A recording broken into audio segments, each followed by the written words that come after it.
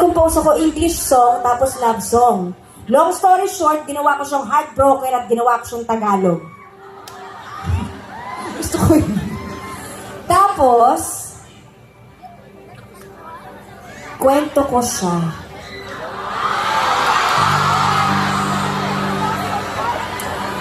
Nangyari ito nung third year high school ako. First love ko kasi ito. Actually, first boyfriend ko siya. Ganito yung nangyari. Kapag nagsiselos siya o kapag nag-aaway kami, be-breaking niya ako. Tapos, marirealize niya mga 2 days, ganyan. Mag-message sa akin, mahal na mahal pa rin kita, pwede bang tayo ulit? So ako, marupok ako eh. So, okay, tayo ulit, mahal na mahal pa rin kita.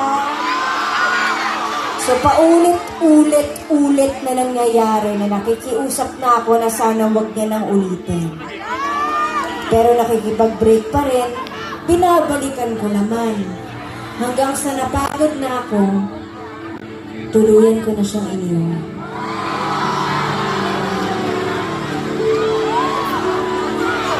Gusto niyo na ba marinig yung kanta?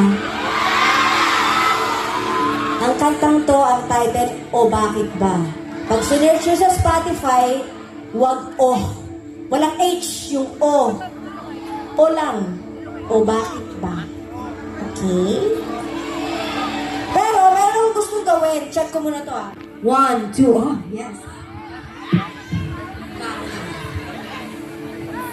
1, 2, ang ganda naman ng mic na to. Mic ko to nung ano pa, 2016.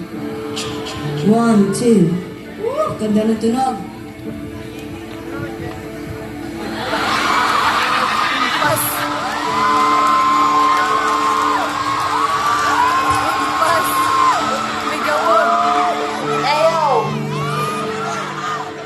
Butuan.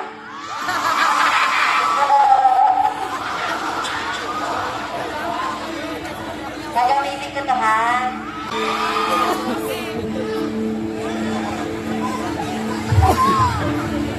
Bilang nga kayo, hanggang sabihin nyo, 1, 2, 3.